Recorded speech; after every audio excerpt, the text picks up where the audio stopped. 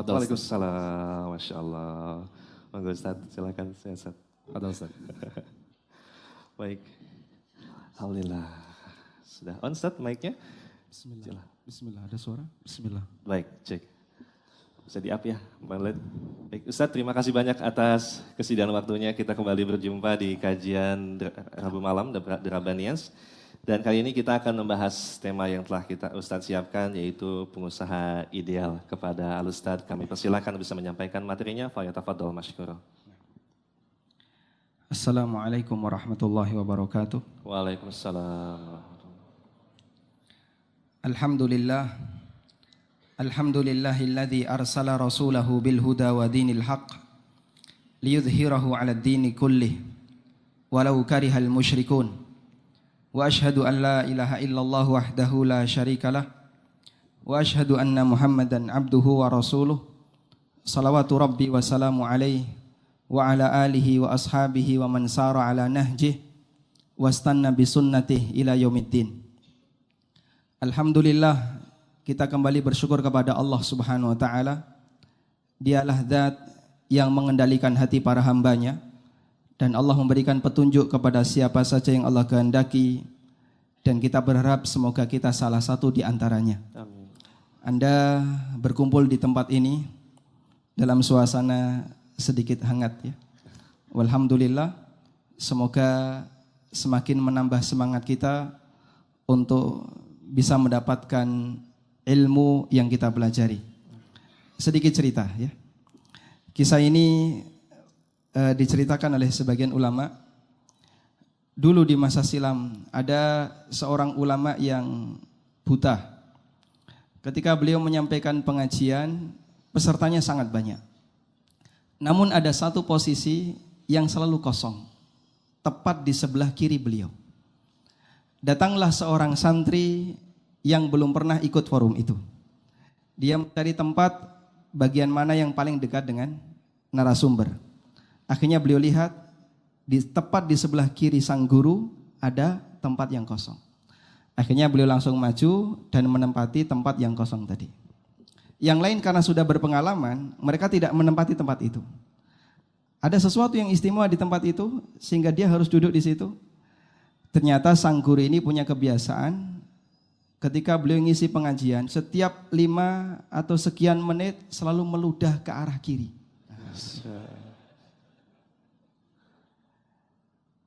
Orang ini karena dia sudah punya komitmen ingin dekat dengan sang guru, tetap bersabar. Selesai pengajian, seluruh pakaiannya basah dengan ludah gurunya. Kesabaran yang dilakukan oleh seorang thalibul ilmi di masa silam. Panas-panas yang paling depan tidak masalah, semoga semakin menambah pahala insyaallah. Amin. Ya. Kita akan membahas tentang bagaimana menjadi seorang pengusaha muslim yang ideal. Mukaddimah yang saya sampaikan insyaallah tidak panjang, karena melihat semangat dari para peserta ketika dibuka pertanyaan yang ngacung banyak ya. Sampai yang milih sungkan. Yang milih saja nggak enak apalagi yang dipilih.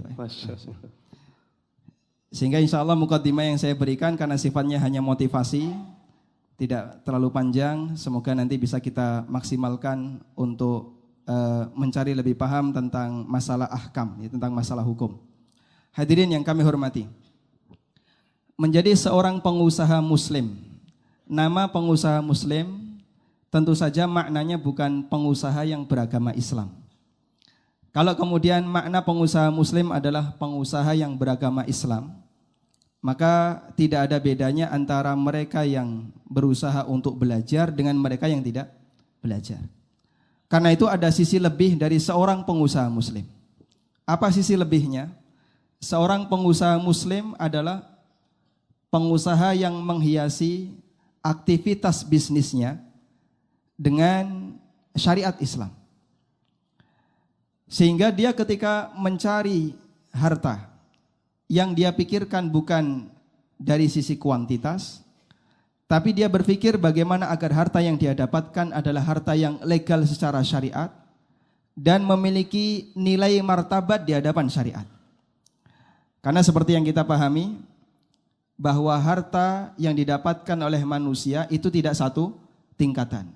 ada harta yang bermartabat, ada harta yang kurang bermartabat, dan ada harta halal yang tidak bermartabat.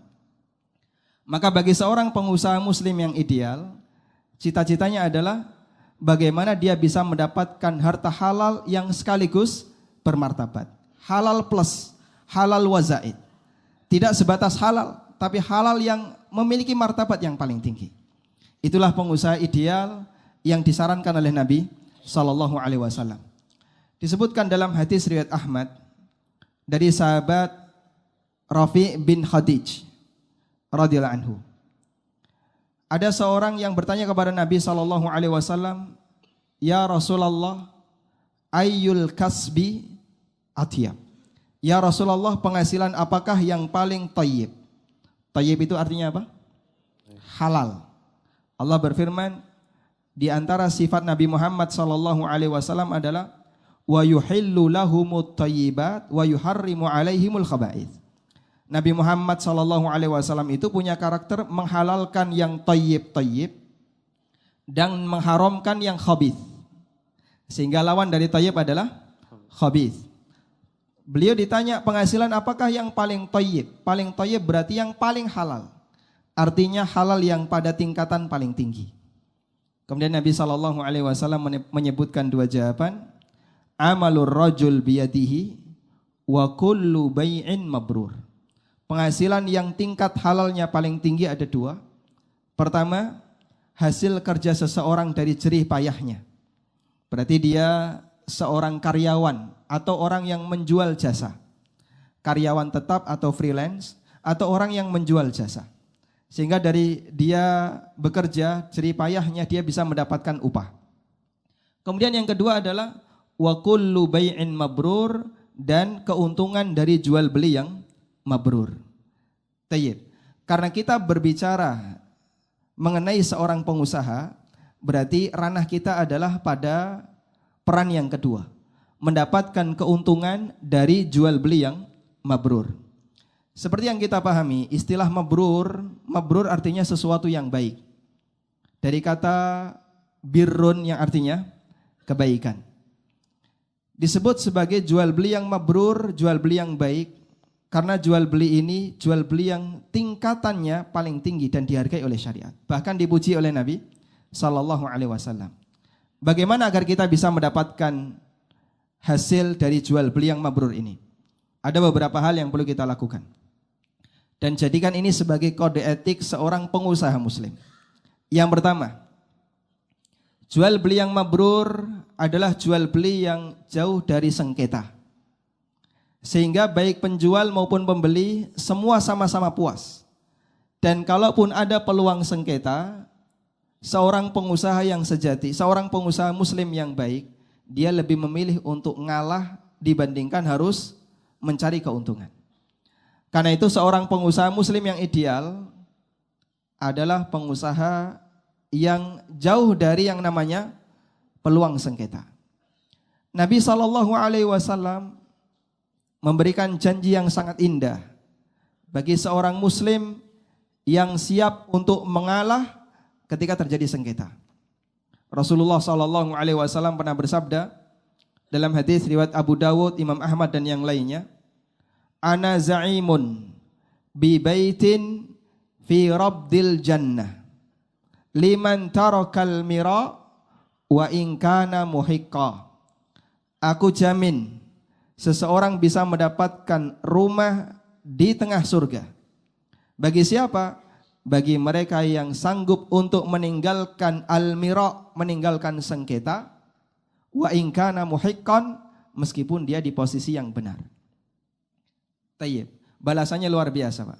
Rumah di tengah surga. Rumah di tengah menteng berapa? Per meter berapa, Pak? Katanya ratusan juta. Itu pun yang punya nggak kuat bayar pajak.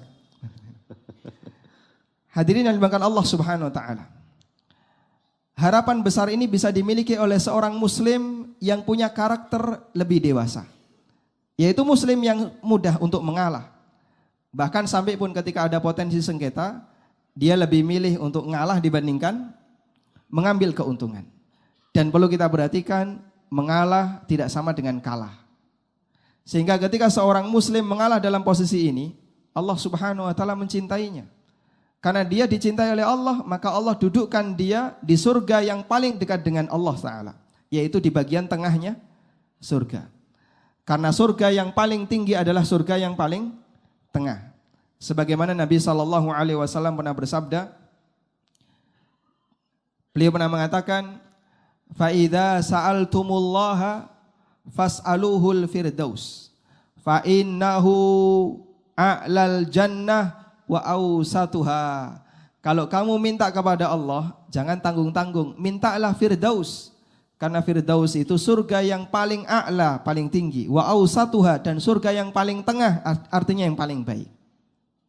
Sehingga karena sang hamba ini adalah seorang yang mudah mengalah, maka Allah Subhanahu wa taala mencintainya dan Allah posisikan dia di tempat yang dekat dengannya. Kita bisa membuat ilustrasi sederhana. Ketika ada orang tua yang memiliki beberapa anak, ada salah satu anak yang dia suka sekali mengalah. Ketika rebutan dengan saudaranya, dengan adiknya atau dengan kakaknya, dia lebih milih ngalah. Kira-kira anak yang tipenya seperti ini semakin disenangi orang tua atau semakin dibenci orang tua? Semakin disenangi.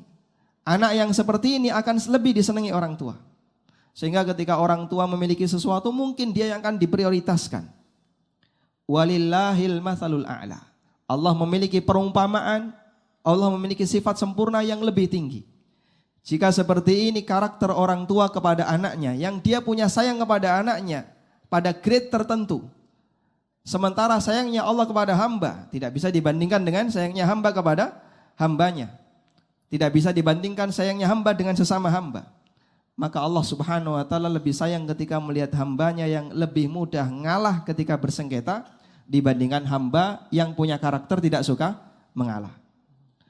Karena itu hadirin yang dimuliakan Allah, hindari yang namanya potensi sengketa.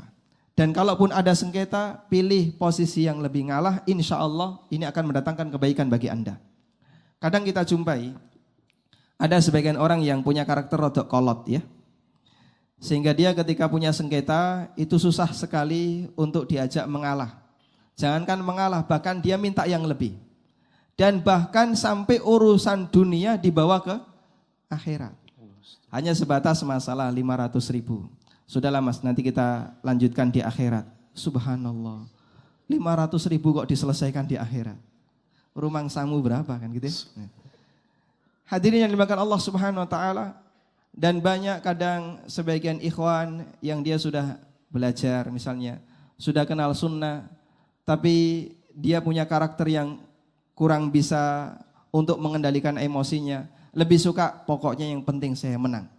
Karena saya adalah misalnya sudah lebih senior ngajinya, lebih senior dalam belajar Islam. Padahal justru orang yang senior seharusnya lebih ngalah. Tayyib. Kemudian yang kedua, karakter pengusaha muslim yang ideal. Kedua, pengusaha muslim itu adalah pengusaha muslim yang gampangan. Gampangan ketika berinteraksi dengan yang lain. Dan Allah Subhanahu wa taala merahmati hambanya yang gampangan. Dalam sebuah hadis riwayat Bukhari, Nabi SAW bersabda, rahimallahu mra'an samhan idza ba'a wa idza ishtara wa idza iqtada.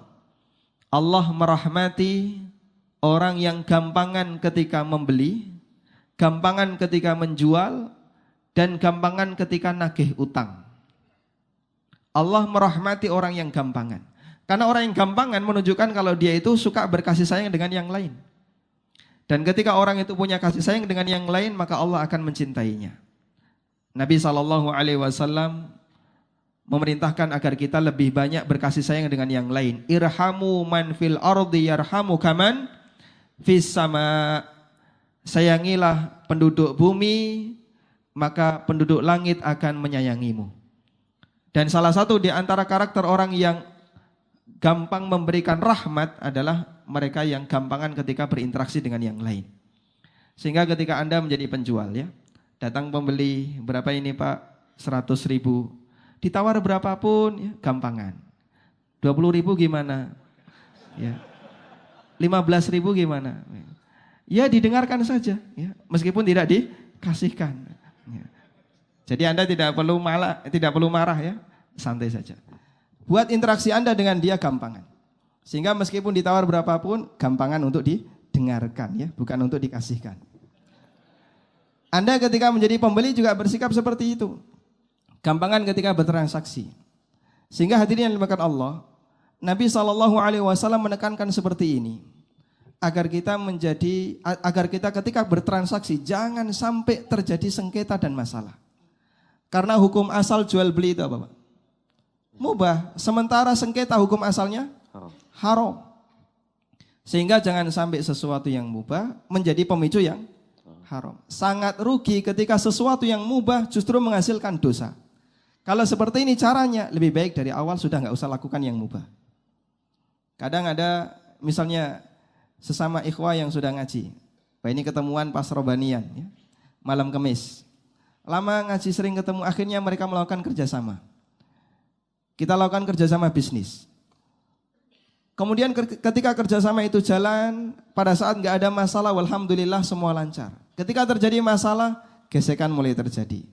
Renggang, akhirnya mereka pun bertolak belakang. Ganti nomor HP, ganti posisi. Biasanya kalau datang boncengan. Sekarang ketika sampai di masjid yang satu di ujung timur, yang satu di ujung kulon. Ya. Sehingga hadirin yang dimuliakan Allah, padahal yang namanya kerjasama, transaksi itu sifatnya mubah, tapi bisa memicu sengketa gara-gara tidak dewasa ketika orang melakukan akad. Jangan sampai ini terjadi. Jadilah seorang pengusaha yang gampangan. Anda ketika gampangan sepeser pun tidak akan mengurangi jatah rezeki Anda. Sebaliknya ketika Anda berusaha, yang penting pokoknya saya menang. Gak boleh ada sedikit pun kerugian. Itu pun sama sekali tidak menambah jatah rezeki Anda. Maka ketika Anda bermuamalah, jangan sampai menambah masalah. Bagi seorang pengusaha, kawan 1000 itu kurang. Musuh 1 kebanyakan. Anda ketika punya musuh menyenangkan atau menyebalkan? Ya. Yang namanya musuh itu nggak senang Pak. Jangankan ketemu orangnya, ketemu sandalnya saja kita sudah sakit hati. Kok ada orangnya di sini kan gitu. Apalagi kalau yang seperti itu jumlahnya banyak. Coba kalau satu masjid ini 30% musuh Anda. Bingung Anda cari posisi. Belakang ada orangnya, belakang ada musuhnya. Cari yang paling depan di tempat duduk saya ini. Tayyib. Jadi berusaha menjadi orang yang gampangan ketika bertransaksi agar transaksi yang kita lakukan tidak menimbulkan masalah bagi kehidupan kita. Yang ketiga, pengusaha muslim itu berusaha memberikan yang terbaik bagi lawan bisnisnya. Sebagaimana dia ingin disikapi yang sama. Ada sebuah hadis riwayat Muslim. Secara teori hadis ini mudah, tapi prakteknya subhanallah butuh perjuangan yang luar biasa. Rasulullah SAW bersabda, la yu'minu ahadukum hatta yuhibba li akhihi ma yuhibbu li nafsi. Kalian tidak akan beriman sampai kalian bisa memberikan sikap yang terbaik untuk orang lain, untuk saudaranya sama muslim, sebagaimana dia ingin disikapi yang sama oleh orang lain. Misalnya, di sini ada karakter-karakter yang jahat ya, karakter-karakter akhlak yang jelek. Kalau kita tidak mau ditipu orang lain, maka jangan nipu orang lain. Kalau kita tidak mau dibohongi orang lain, jangan bohongi orang lain. Kalau tidak mau dikhianati orang lain, jangan khianati orang lain, dan seterusnya. Saya pindahkan ke karakter yang terpuji. Kalau Anda ingin disikapi ramah oleh orang lain, maka bersikaplah ramah kepada orang lain. Kalau Anda ingin disikapi baik oleh orang lain, maka bersikaplah baik kepada orang lain. Kalau Anda ingin dihormati, maka hormati orang lain. Dan begitu seterusnya. Secara teori sederhana. Sehingga ketika kita bawa ini dalam praktek bermuamalah, kalau Anda ingin diuntungkan oleh orang lain, maka berikan keuntungan kepada orang lain. Sehingga dalam transaksi jual beli, kita tidak sebut keuntungan hanya pada penjual. Pembeli juga dapat keuntungan. Anda beli sesuatu itu untung nggak Pak? Untung tidak? Apa sisi untungnya? Kebutuhan Anda terpenuhi. Misalnya Anda lagi pingin apa misalnya? Pingin mendoan. Ngidam mendoan ya misalnya. Anda cari mendoan. Bahkan sampai jarak yang sangat jauh, rela untuk macet dan seterusnya. Ketika Anda mendapatkannya, bahagia enggak? Bahagia. Anda mendapatkan keuntungan ketika membeli sesuatu. Penjualnya juga untung. Maka dalam transaksi jual beli, untung itu bukan satu pihak tapi dua pihak. Tayyib.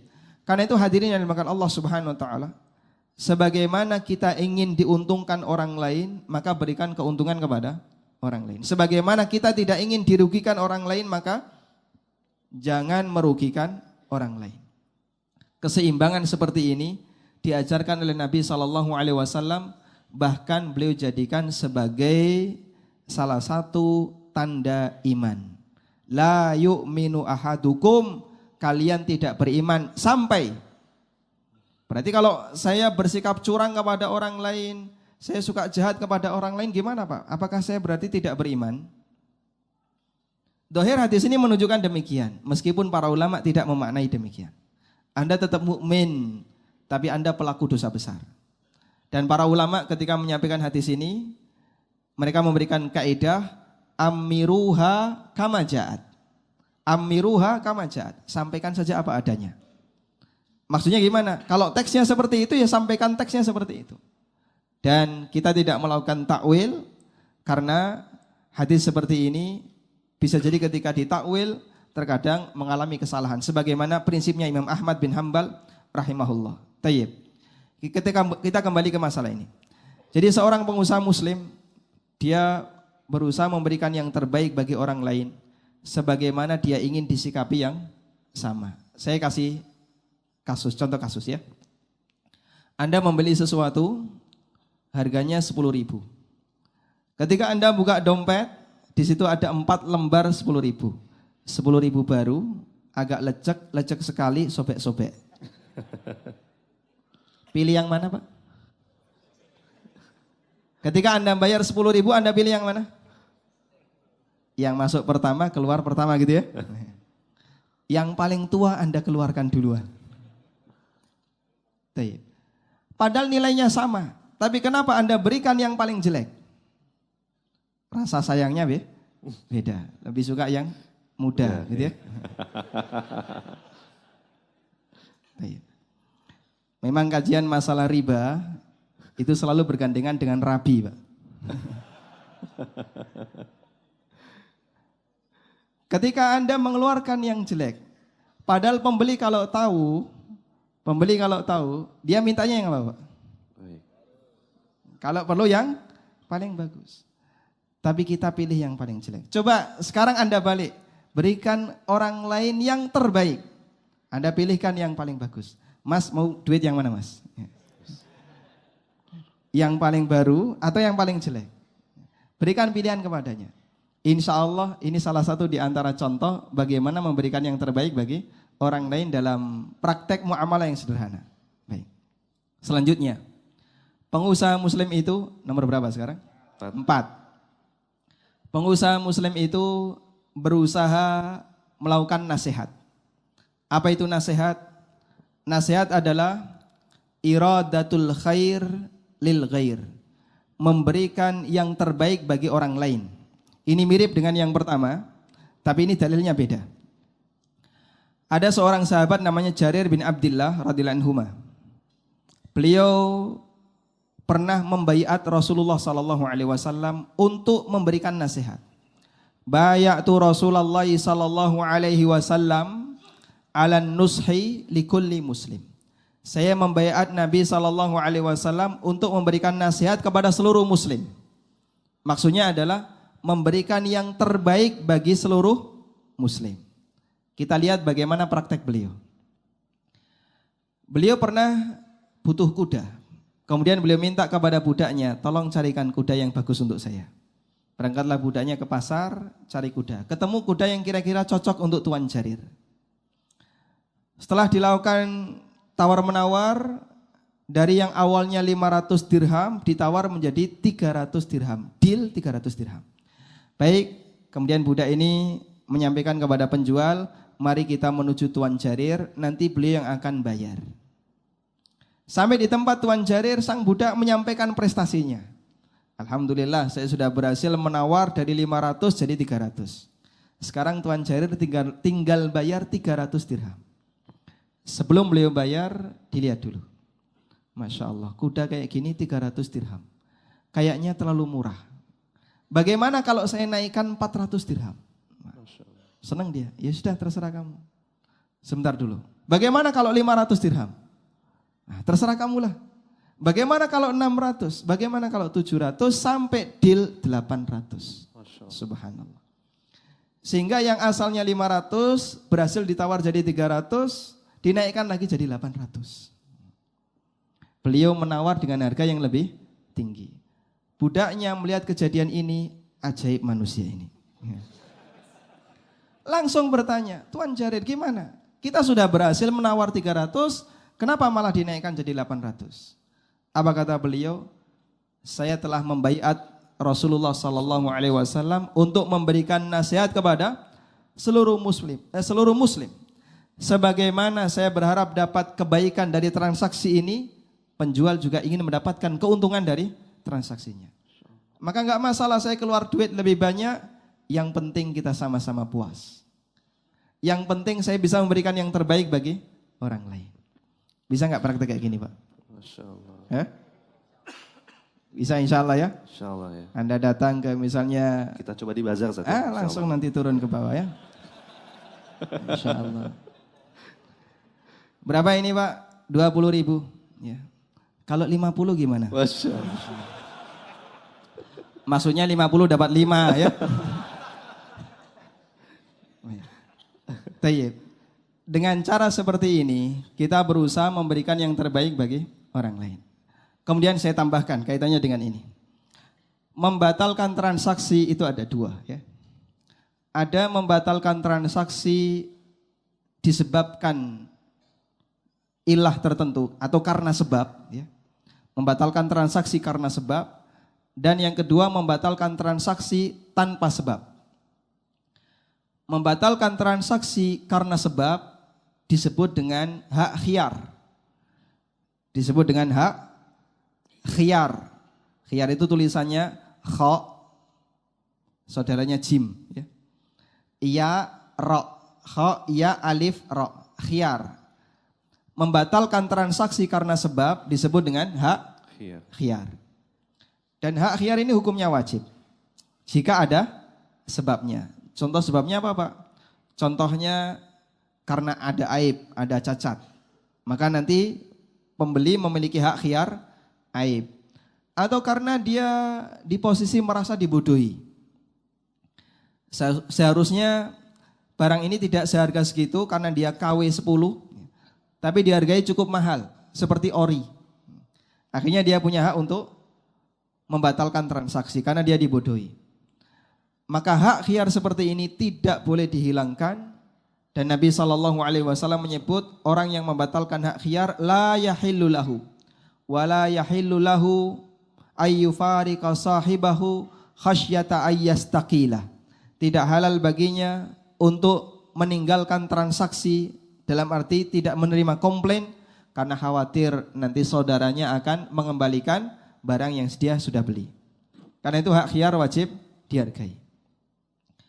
Kemudian yang kedua, mengembalikan barang atau membatalkan transaksi tanpa sebab, yang disebut dengan iqalah, pakai qaf ya. Iqalah. Iqalah membatalkan akad tanpa sebab. Ini hukumnya anjuran dan tidak wajib. Namun sekalipun ini anjuran, tapi di sana terkandung pahala yang besar. Dalam hadis riwayat Abu Dawud, Nabi SAW pernah mengatakan, man aqala musliman aqalahullahu athratahu. Siapa yang menerima iqalah dari seorang muslim, maka Allah mengampuni dosanya. Anda ketika punya dosa, ditebus pakai duit 200.000 bisa enggak? Ya Allah, saya tadi malam berdosa. Ini 200.000 ambillah ya Allah. Allah enggak butuh duitmu. Tapi dengan cara ikolah bisa. Meskipun duit 200.000 utuh. Ada jualan apa misalnya? Jualan herbal. Harga 200.000. Deal dengan pembeli 200.000, dia bayar. Lalu barang dibawa. Sampai rumah bisa jadi dia nyesel. Loh, saya beli ini buat apa ya? Kayaknya saya nggak butuh.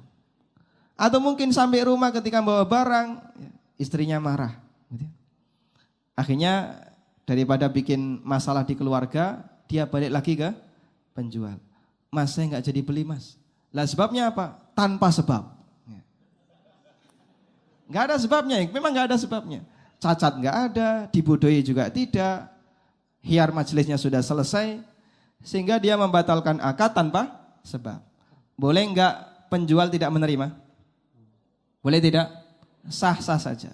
Penjual berhak tidak menerima. Kenapa? Karena tidak ada hak khiyar. Tidak ada hak khiyar. Tapi dianjurkan bagi penjual untuk menerima. Dan kalau penjual menerima, kemudian dia kembalikan uang 200.000. Ya sudahlah, sini barangnya. Ini saya kembalikan uang 200.000. Rugi nggak penjual, Pak? Rugi nggak penjual? Tapi kenapa penjual berat hati untuk menerima? Padahal dia nggak rugi. Dia kehilangan peluang untung. Begitu ya. Pelitnya manusia, sampai peluang untung saja dihitung. Sudahlah mas, daripada bikin pusing bawa pulang saja. Saya nggak menerima pengembalian. Padahal cuma sebatas hilang peluang untung. Dia kan nggak rugi. Karena barangnya balik utuh, segel tetap utuh, duit dikembalikan utuh. Karena itu ketika ada orang yang menerima seperti ini, dijanjikan oleh Nabi SAW, dosanya diampuni. Pakai duit 200.000 yang dikembalikan, barangnya utuh, bisa mengampuni dosa. Pengusaha punya peluang untuk mendapatkan ampunan dosa dengan cara seperti ini. Tayyib. Yang terakhir, pengusaha muslim selalu ingat Allah dalam bisnis yang dia lakukan. Allah Subhanahu wa taala mengajarkan di surat Jumat, "Fa idza qudiyatis salatu fantashiru fil ardi wabtagu min fadlillahi wadhkurullaha katsiran la'allakum tuflihun." Kalau kalian selesai Jumatan, maka silakan bertebaran di muka bumi, wabtagu min fadlillah, dan carilah karunia Allah. Maksudnya cari apa, Pak? Cari rizki. Silakan cari nafkah. Kemudian Allah ingatkan, wadhkurullaha katsira, dan perbanyaklah berzikir kepada Allah ketika Anda mencari rizki, ketika Anda mencari dunia. Sehingga ketika seorang mencari dunia, dia diajarkan untuk selalu tetap ingat Allah. Anda perhatikan, yang abadi itu bukan penghasilan yang Anda dapatkan, tapi yang abadi di akhirat adalah rasa syukur yang Anda berikan ketika Anda mendapatkan harta. Ibnul Qayyim pernah mengatakan, "Lau ruziqal abdu ad-dunya wa ma fiha, thumma qala alhamdulillah, lakana ilhamullahi lahu bilhamdalah a'dhamu ni'matan minad dunya." Ketika ada seorang hamba yang dia mendapatkan duit, lalu dia mengucapkan alhamdulillah, dapat duit, maka nikmat Allah kasih ilham dia untuk mengucapkan alhamdulillah lebih tinggi, jauh lebih tinggi dibandingkan duit yang dia terima. Karena duit ini habis dalam sekejap, sementara ucapan alhamdulillah ya baqa yaumal qiyamah, abadi sampai kiamat. Sehingga ketika Anda sukses dapat harta, yang abadi bukan harta Anda, tapi yang abadi adalah sikap Anda ketika mensyukuri nikmat Allah Ta'ala. Itulah ibadahnya. Maka percuma ketika seorang pengusaha muslim dapat duit menengai gitu ya, nggak keluar alhamdulillah sepeser pun, tidak ada rasa syukur di hadapan Allah Ta'ala. Rasa syukur Anda ini yang abadi, sementara duit Anda hilang dalam waktu sekian hari misalnya. Maka ketika seorang muslim mewarnai dunianya dengan seperti ini, insya Allah semoga dia bisa mendapatkan seperti predikat yang disebutkan oleh Nabi SAW, at-tajirus saduqul amin ma'an nabiyyin wasyuhada ma'an nabiyyin wassiddiqin wasyuhada yaumal qiyamah. Seorang pedagang yang jujur dan amanah, dia akan dikumpulkan bersama para nabi, para siddiqun dan syuhada kelak di hari kiamat. Wallahu taala alam. Demikian, semoga bermanfaat. Wassallallahu ala nabiyyina Muhammadin wa ala alihi wa sahbihi wasallam. Masya Allah. Insyaallah. Syukran Ustaz atas penyampaian materinya. Masya Allah, 5 poin yang sangat banyak sekali faedah bisa kita dapatkan. Dan silakan, seperti yang sudah Ustaz sampaikan, kita akan memperluas materi kita dengan diskusi atau soal jawab. Silakan. Mungkin pertanyaan pertama dari mana, Dimas? Dari sisters dulu ya, Sisters boleh, dulu. silakan. Dan setelah ini dari brothers. Ada? Dari sisters? Ada. Baik, silakan. Assalamualaikum warahmatullahi wabarakatuh. Waalaikumsalam warahmatullahi wabarakatuh. Dengan siapa Mbak? Dari mana? Mei dari mana ya? Iya, silakan Dari Mbak. Jakarta Selatan. Baik, silakan. Ustadz mau nanya, bagaimana hukumnya investasi dan saham dalam Islam? Itu diperbolehkan atau tidak? Jazakallah khair. Assalamualaikum warahmatullahi wabarakatuh. Waalaikumsalam warahmatullahi wabarakatuh. Bagaimana investasi saham dalam Islam? Ada sebuah hadis riwayat Bukhari dari Ibnu Abbas radhiyallahu anhuma. Dari Tawus dari Ibnu Abbas. Tawus ini seorang tabi'in ya. Sahabat Ibnu Abbas seorang sahabat. Beliau mengatakan, "Naha Rasulullah sallallahu alaihi wasallam ayyubi at-ta'am hatta ayyabi ar-rajulu at-ta'am hatta yastawfiyahu." Kata Ibnu Abbas, Rasulullah sallallahu alaihi wasallam melarang seseorang untuk menjual kembali makanan yang telah dia beli sampai terjadi istifa. Apa itu istifa? Dia takar dan dia pindahkan ke tempatnya. Contohnya seperti ini. Saya beli 1 karung beras 20 kilo. Kemudian setelah saya beli, saya bayar tunai. Lalu saya tawarkan ke tetangga saya, "Pak, butuh beras gak 20 kilo? Saya punya." "Berapa?" "Tadi saya bayarnya 100 ribu. Kemudian saya jual ke tetangga saya punya harganya 120 ribu. "Baik, saya beli." Langsung dia bayar tunai 120 ribu. Kemudian saya telepon toko, "Tolong antarkan beras 20 kilo tadi ke tetangga saya si A." Sudah? Ini dilarang oleh Nabi sallallahu alaihi wasallam. Lalu Tawus bertanya kepada Ibnu Abbas, "Wa madzaka? Kenapa itu dilarang?" Apa jawab Ibnu Abbas? "Dzaka darahim bidarahim wat ta'amu murja." Karena hakikatnya itu adalah duit ditukar dengan duit, sementara barangnya, makanannya enggak ada. Karena yang terjadi transaksinya adalah saya menyerahkan 100 ribu, lalu mendapatkan 120 ribu. Hakikatnya duit ditukar dengan duit, sementara barangnya tidak ada. Dan ini dilarang oleh Nabi sallallahu alaihi wasallam. Baik. Trading saham dan temannya futures. Di situ berlaku aturan T plus 3 hari kerja. Begitu ya. Sehingga misalnya saya beli komoditas kopi, 1 kintal kopi, 100 juta di hari Kamis besok. Kapan saya bisa mendapatkan kopi? Ngitungnya berarti Jumat, Sabtu, Ahad libur, Senin, Selasa baru serah terima. Sudah? Ketika saya beli kopi 100 juta, apakah saya harus bayar ketika itu? Tidak. Anda dikasih rentang waktu T plus 3 tadi. Dalam perjalanannya, ketika 3 hari berjalan, Jumat, Sabtu, Ahad, harga kopi naik. Langsung saya lepas. Dari 100 juta menjadi 120 juta. Apa yang terjadi? Hakikatnya adalah tukar menukar duit. 100 juta, lalu saya dapat 120 juta. Ada nggak kopinya? Belum diserahkan. Nanti. Maka praktek seperti ini dilarang oleh Nabi SAW. Alasannya adalah karena yang terjadi itu hakikatnya adalah tukar menukar duit dengan duit. Dan karena alasan inilah DSN MUI sendiri dalam fatwanya tentang masalah trading saham melarang praktek short selling saham. Karena short selling ini sama seperti jual beli duit dengan duit. Buka tutup, pas lagi murah tarik. Ya. Kemudian nanti dia misalnya buat berita di medsos, saham ini menarik, akhirnya harganya naik, buka jual. Yang terjadi, dia bukan jual beli aset, tapi lebih kepada permainan duit. Dan perlu kita ingat, ini dilarang dalam Islam. Salah satu di antara pengaruh buruknya adalah karena ini penyebab bubble ekonomi ya. Gelembung ekonomi terjadi ketika kapan? Banyak terjadi transaksi, tapi underlyingnya nggak ada. Begitu kan? Makanya Islam melarang seperti ini karena ini penyebab gelembung ekonomi. Dan ketika terjadi gelembung ekonomi bisa dipastikan akan berimbas kepada inflasi. Indonesia, penyumbang terbesar gelembung ekonomi adalah transaksi yang hanya bermain di dunia keuangan. Trading saham, trading forex.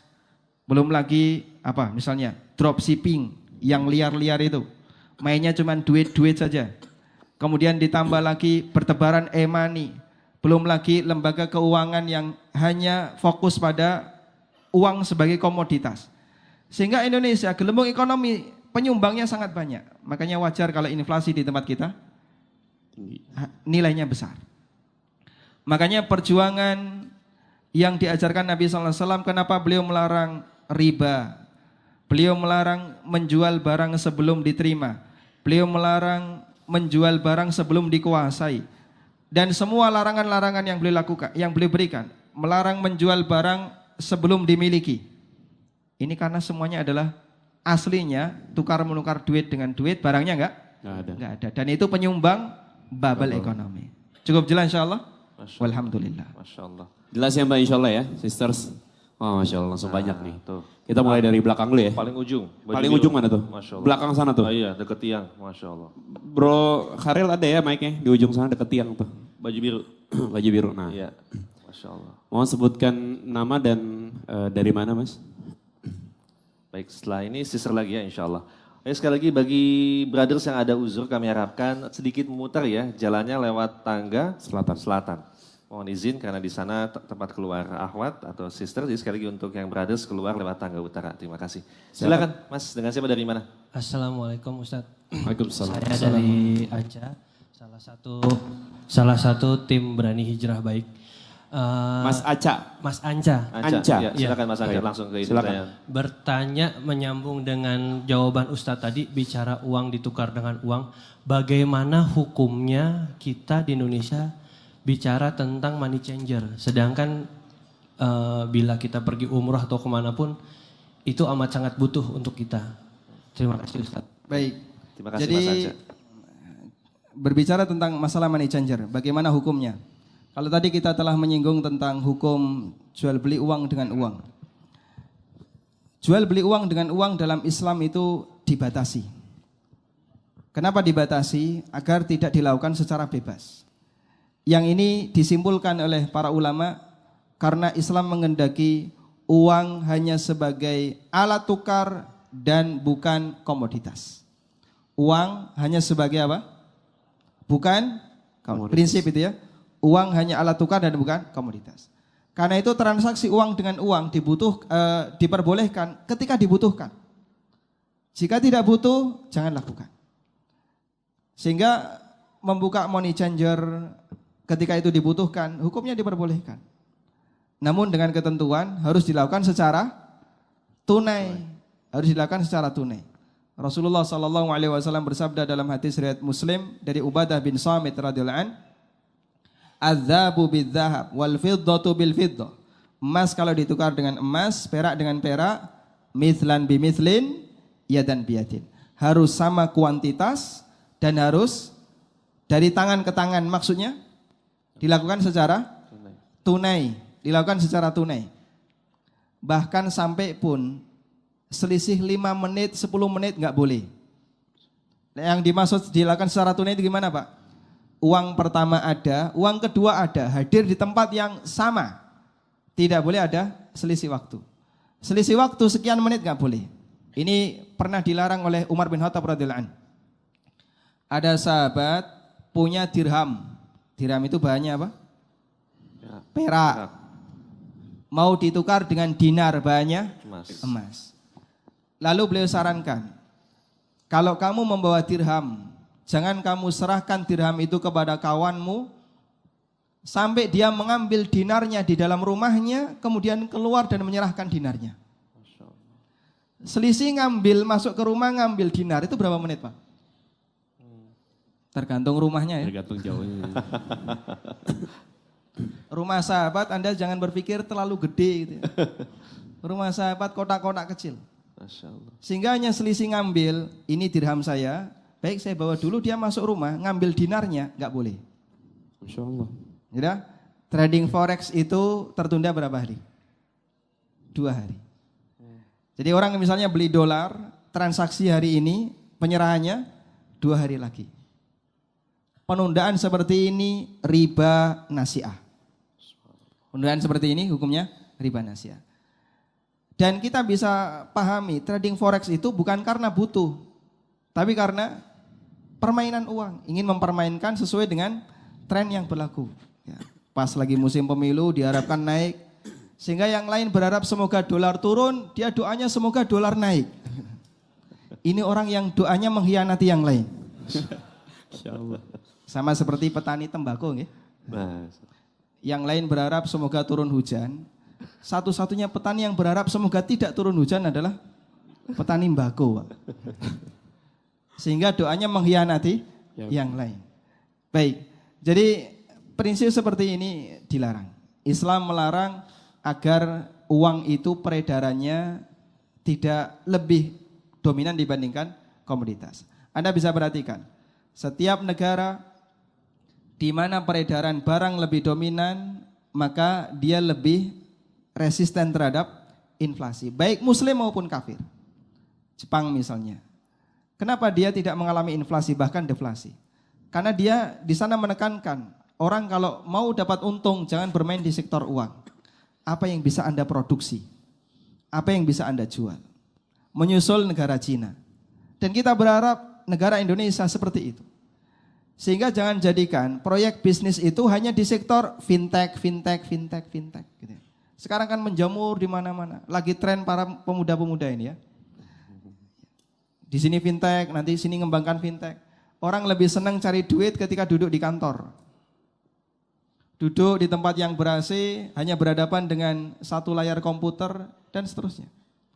Padahal Islam menekankan bermainlah di sektor real, bukan hanya di sebatas alat tukarnya.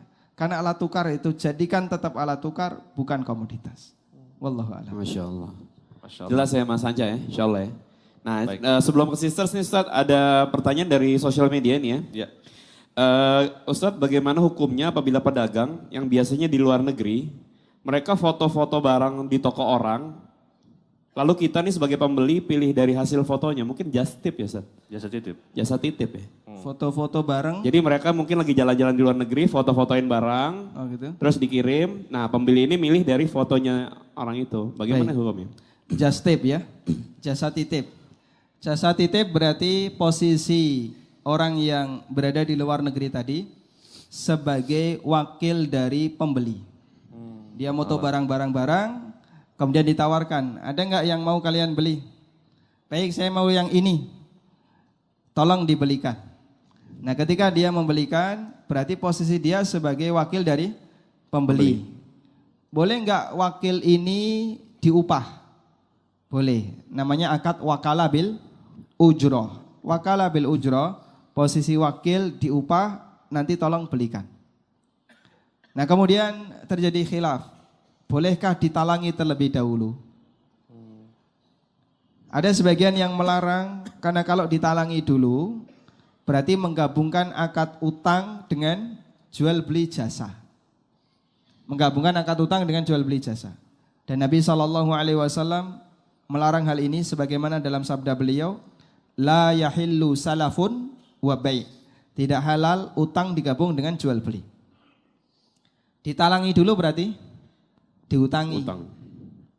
Jual belinya mana? Jual beli jasa, tolong belikan, nanti kamu saya kasih upah sekian. Sehingga ada sebagian yang melarang. Namun ada juga yang membolehkan.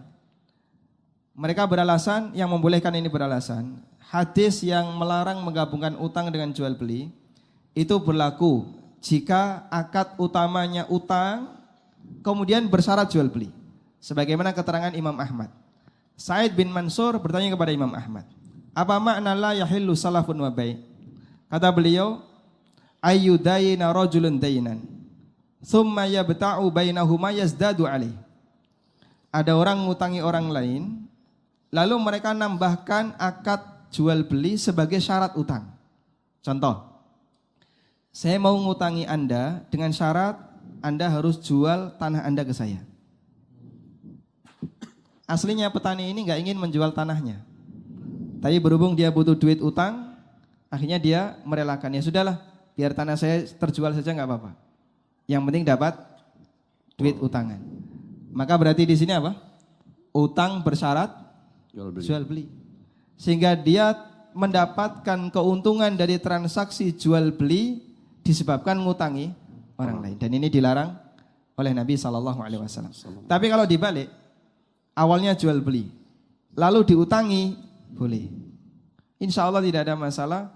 Karena dalam hal ini tidak ada bentuk mengambil keuntungan dari transaksi utang piutang.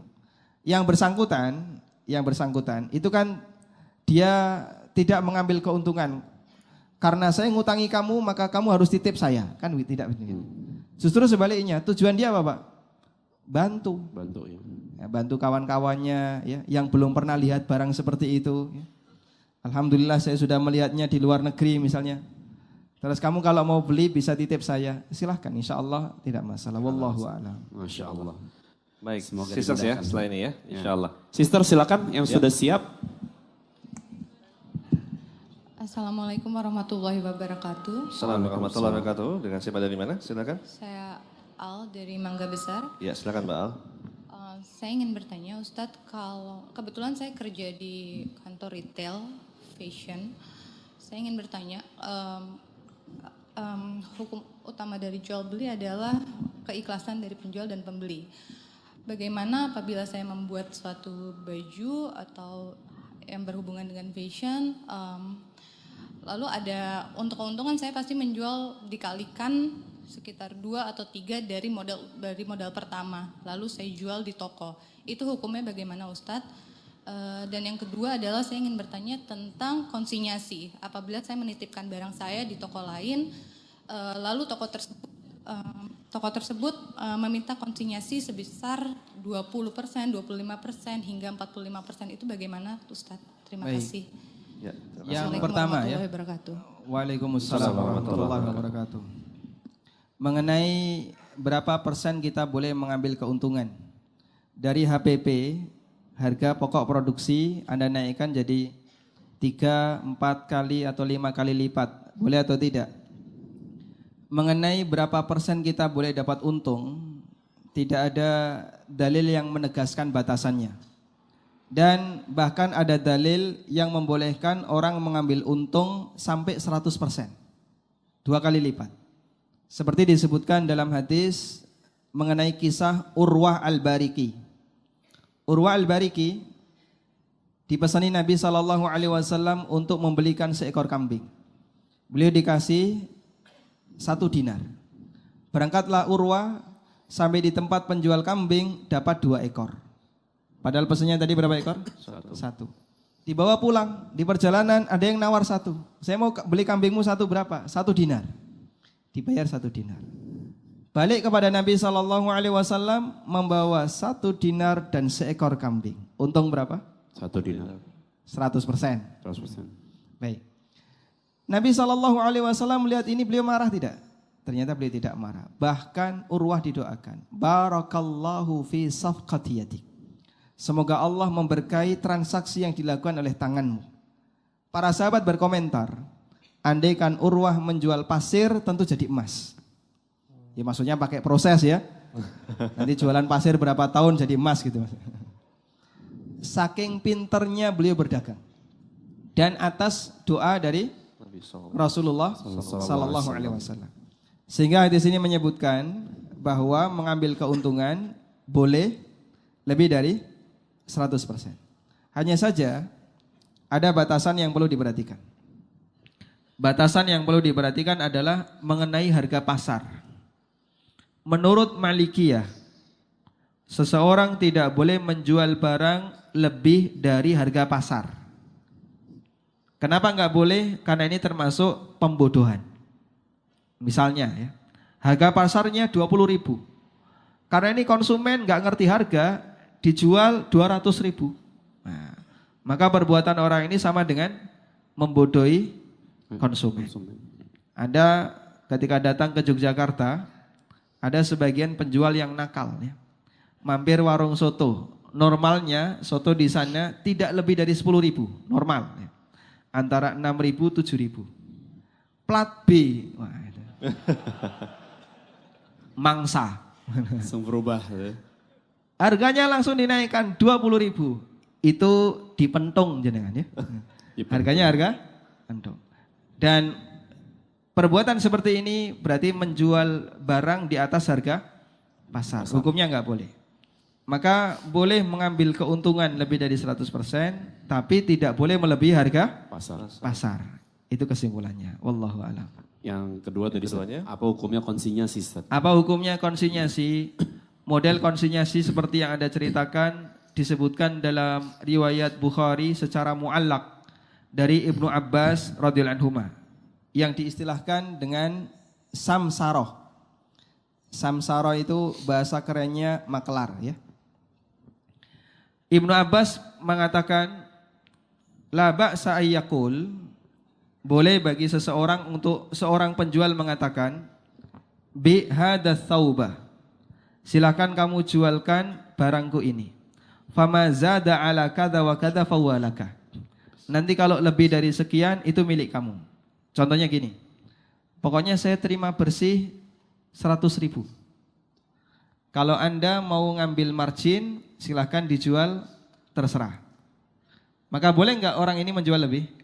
Boleh. Yang penting barang itu sudah ada di tempatnya, sudah ada di tangannya. Sehingga dalam posisi ini diperbolehkan. Atau yang kedua, seperti keterangan Muhammad bin Sirin. La ba'sa ayyakula bi hada bi kada. Tolong jualkan barang ini dengan harga sekian. Berarti yang menentukan harga siapa? Yang menentukan harga konsumen siapa? Pemilik, penjual. Kalau yang menurut keterangan Ibnu Abbas, yang menentukan harga untuk konsumen siapa? Penjual. Penjual, bukan pemilik. Jadi pemilik sudah menentukan harga. Tolong kamu jual barang ini 100. Jangan diganti. Pokoknya 100. Famakana min ribhin fabaini wa bainak. Nanti kalau ada untung kita bagi. Misalnya dia ngasih, kamu saya kasih 20% atau 30%, angka ini sesuai kesepakatan. Angka ini sesuai kesepakatan. Wallahu a'lam. Masya Allah. Semoga jelas ya Mbak ya. Jelas sekali insya Allah. Gamblang. Aduh, silakan tuh. Ana Irwan. ini. Tuh. Kanan dulu deh. Yang belakang tuh yang itu tuh, yang baju merah. Ya antum udah paling belakang antum. Masya Allah. Insya Allah. Ada mic-nya? Oh depan nih. Baik.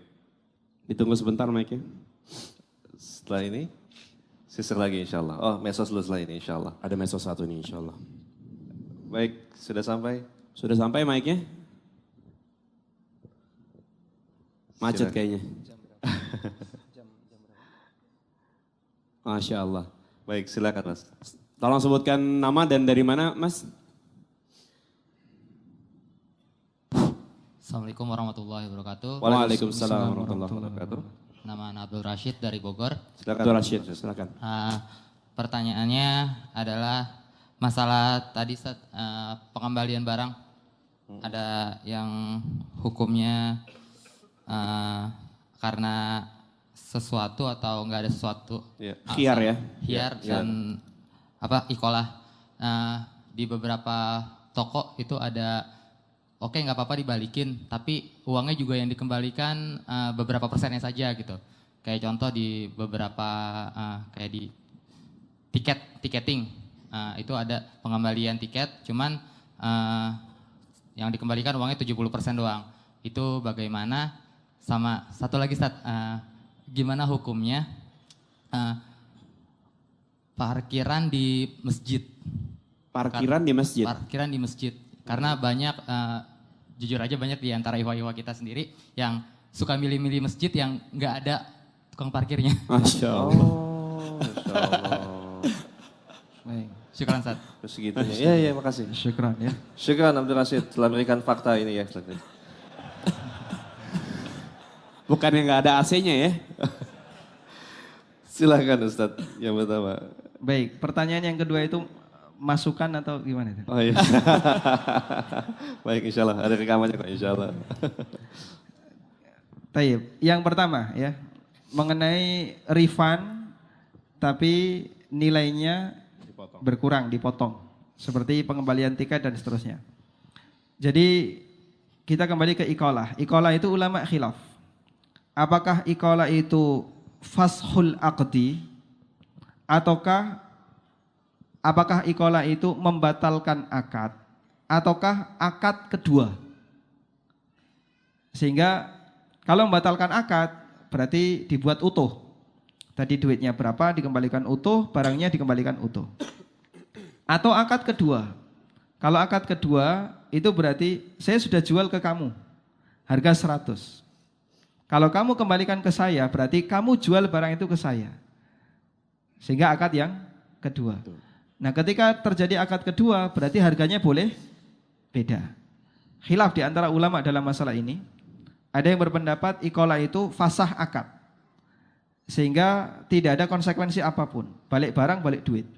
Dan ada yang mengatakan iqalah itu membentuk akad yang atau melakukan akad yang kedua. Dan dua-duanya insya Allah pendapat yang muktabar. Barangkali ya seperti agen-agen tiket ya, yang ada di online maupun yang offline itu memilih pendapat yang kedua. Meskipun nggak pernah mempelajarinya ya. Cuman ketepatan saja sama dengan pendapat yang kedua.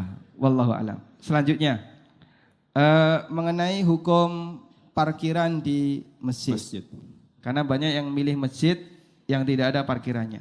Memang idealnya Anda ketika sholat itu pilih masjid yang bisa dijangkau jalan kaki. Masya Allah. Itu idealnya. Saya kurang setuju dengan kebiasaan masyarakat kota yang ketika Jumatan muji sana pakai kendaraan. Keutamaan Jumatan yang bisa sampai menghapuskan dosa itu masya walam yarkab.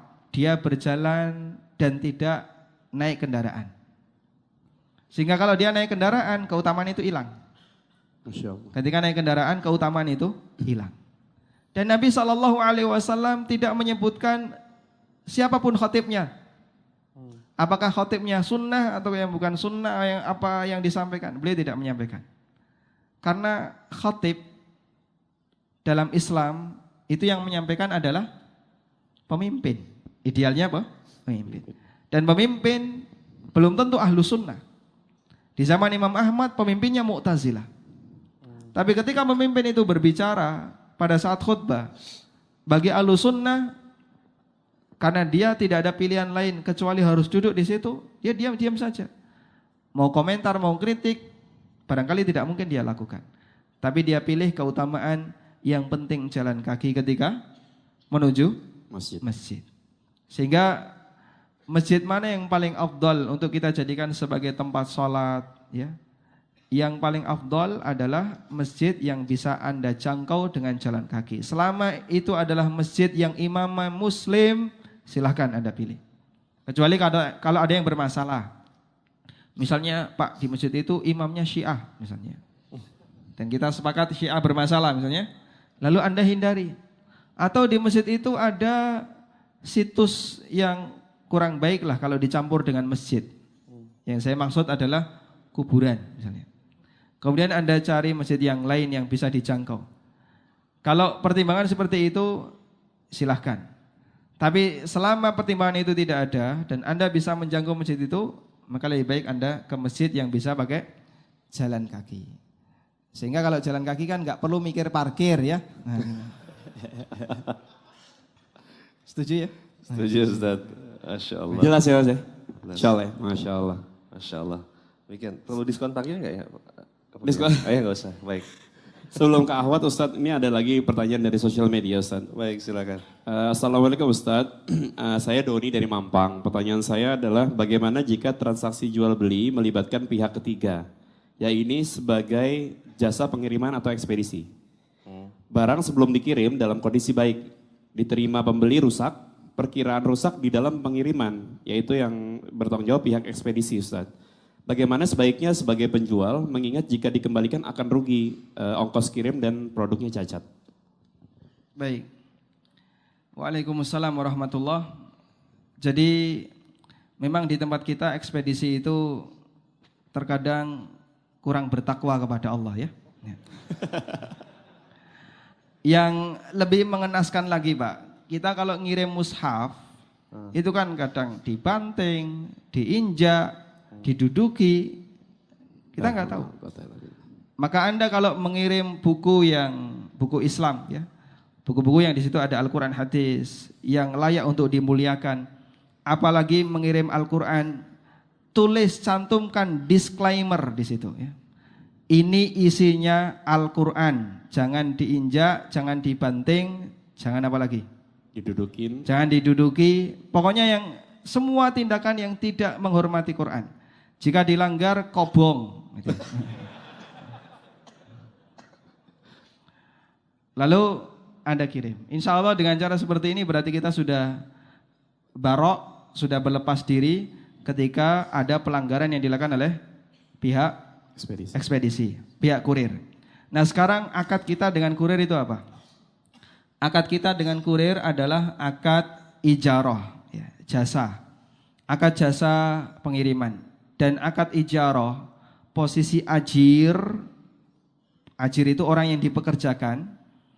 Orang yang dipekerjakan posisinya adalah amin, orang yang mendapatkan amanah. Posisi orang yang dipekerjakan adalah orang yang mendapatkan amanah. Konsekuensi dari amin, jika terjadi kerusakan, apakah dia menanggung resiko? Jawabannya melihat kondisi. Jika kerusakan itu terjadi di luar keteledoran dia sudah lakukan sesuai SOP. Barang ini nggak boleh dibanting, nggak boleh ditekan, nggak boleh diinjak, harus ditaruh di atas, tidak boleh ditaruh di bawah misalnya, tidak boleh dijungkir misalnya. Dia sudah lakukan sesuai SOP, ternyata tetap rusak, terjadi kecelakaan mobilnya atau apa, maka dia tidak nanggung resiko. Karena dia telah bersikap amanah, menjalankan sesuai SOP. Tapi jika dia lakukan, dia jalankan tidak sesuai SOP, sudah ada pernyataan tidak boleh dibanting, mudah pecah, tidak boleh diinjak, tapi dia langgar itu semuanya, maka dia wajib nanggung resiko. Dan itu kembali kepada kejujuran masing-masing. Kalaupun dia saat itu tidak ngaku, maka nanti akan dipaksa ngaku di akhirat ya. Masya Allah. Maka daripada dia bermasalah ketika di akhirat, lebih baik ngaku di dunia. Sehingga di posisi ini prinsipnya konsumen sama sekali tidak nanggung resiko. Nah selanjutnya yang nanggung resiko siapa? Kembali ke dua orang, antara kurir atau pembeli atau penjual. Kalau kemudian itu terjadi disebabkan keteledoran kurir, maka dia yang nanggung resiko. Tapi kalau itu terjadi di luar keteledoran kurir, berarti yang nanggung resiko adalah penjual. Masalah rugi, namanya orang ingin untung, berarti harus siap resiko rugi. Sehingga penjual ketika di posisi ini kok saya rugi, ya konsekuensi sebagai penjual online. Kecuali bisa Anda antar sendiri ya, ke tempat konsumen, sehingga Anda bisa jamin keselamatan terhadap barang. Wallahu a'lam. Masya Allah. Masih ada waktu? Pertanyaan terakhir? Mungkin terakhir ya Ustaz. Baik, insya Allah. Nah, Ustaz yang unjuk. Dari yang mana Ustaz? Ini? Iya, silakan. Masya Allah. Dengan Pak siapa Pak, dari mana? Saya Abi dari Palmerah. Ya, silakan Mas Abi. Assalamualaikum warahmatullahi wabarakatuh. Assalamualaikum warahmatullahi. Ustadz, saya izin bertanya. Beberapa hari yang lalu saya sempat ngobrol dengan teman saya, seorang guru. Kira-kira apa ya, cara buat ningkatin penghasilan guru gitu? Hal pertama yang keluar adalah buat les atau privat. Nah, sedangkan sampai saat ini saya masih masih mengingkari bahwa les dan privat adalah hal yang terbaik. Karena menurut saya ilmu tidak patut untuk diperjualbelikan. Masya Allah. Apalagi hal itu tuh bisa membuat perbedaan antara yang punya uang dan tidak gitu. dan itu juga membuktikan bahwa pendidikan itu masih perlu diperbaiki. Menurut Ustadz bagaimana tanggapannya? Terima kasih. Masya Terima kasih Allah ya. Pak Guru Abi. Jazakallah khair. Sebenarnya kita bernasib yang sama, ya. Sama-sama guru. Ya. Sama-sama. Saya guru SD, ya. Bapak guru apa Pak? SMK. Ya. Jenengan lebih tinggi dibandingkan saya. Ya. Masya Allah. Baik, menjadi seorang guru tugas yang sangat mulia, apalagi ketika yang Anda ajarkan adalah ilmu yang berkaitan dengan akhirat. Dan kalaupun ilmu dunia, kalaupun itu ilmu dunia, jika ternyata itu menjadi bekal bagi anak didik Anda untuk bisa mendapatkan pekerjaan, kata Imam Ibnu Utsaimin, ini termasuk ilmun yuntafa'u bih. Ilmu yang memberikan manfaat, yang pahalanya terus mengalir. Ada 3 amal ketika Bani Adam itu meninggal, 3 amal ini tetap mengalir pahalanya. Apa saja? Sedekah jariyah, ilmu bermanfaat, yang ketiga anak soleh yang mendoakannya. Jadi ketika Anda punya jasa mengajarkan kepada orang lain, guru SMK, kemudian karena jasa Anda dia bisa mendapatkan penghasilan, bekerja, lalu dia berkeluarga, dan dari penghasilan itu dia bisa mencukupi yang lain. Kata Imam Ibnu Utsaimin, ini pahala yang terus mengalir yang bisa didapatkan oleh seorang guru. Meskipun dia bukan seorang ahli agama, dia tidak mengajarkan tentang syariat, dia mengajarkan ilmu umum, tapi ilmu itu dibutuhkan oleh orang untuk mencari penghasilan. Kemudian kira-kira peluang apa yang bisa dilakukan oleh seorang guru agar dia bisa meningkatkan pendapatannya? Pada prinsipnya kita tidak menjual ilmu, tapi menjual layanan. Layanan mengajar. Menjual jasa layanan mengajar. Karena kalau ilmu tidak bisa dijual. Tapi kenapa ada misalnya les privat dan seterusnya? Itu bukan menjual ilmu. Ilmu bisa dicari sendiri di internet dan seterusnya. Andai kan seorang guru itu menjual ilmu, berarti ilmunya ditaruh di ember, silakan ambil 100.000. Yang dia jual kan bukan itu, tapi layanan dia. Mengajar orang, kesabarannya ketika datang ke sana, hujan-hujan tetap datang. Kemudian ketika dia nggak sanggup, nggak mampu, dibimbing dengan baik. Ilmunya sama, tetap segitu, tapi layanannya yang beda. Lalu Anda bisa mendapatkan upah dari situ, insya Allah tidak masalah. Sehingga bagi mereka yang membuka les privat atau apapun yang kemudian berbayar, masalah nilai kembali kepada pasar yang ada di sana. Ya. Pasar di Jakarta untuk les privat berapa per jam? Tentu saja beda dengan Jogja ya. Kemudian Anda mendapatkan penghasilan tambahan dari situ, insya Allah halal. Peluang yang lain yang bisa kita sarankan adalah Anda bisa menerbitkan buku yang barangkali penyebarannya lebih luas. Karena biar tidak terlalu bergantung pada fisik Anda. Kalau buku, karya Anda dikopi di banyak tempat, kemudian terjual, semoga dengan ini bisa mendapatkan atau bisa meningkatkan pendapatan seorang guru. Dan kalau sekolahnya itu bisa memahami tentang kondisi guru, kita sangat sarankan agar para guru itu diberi saham dari kegiatan unit usaha di sekolah. Misalnya sekolah punya koperasi atau sekolah punya unit usaha yang lain, berikan kepada masing-masing guru punya saham 5% atau sekian persen. Sehingga dengan cara seperti ini mereka akan memberikan semangatnya, dedikasi yang tinggi dalam mengajar. Karena dia merasa bahasanya di situ bagian dari perusahaan yang asetnya sebagian adalah miliknya. Wallahu ta'ala alam. Saya kira cukup ya. Baik Ustaz. Insyaallah, Ustaz. Alhamdulillah, karena kasihan yang kepanasan ini.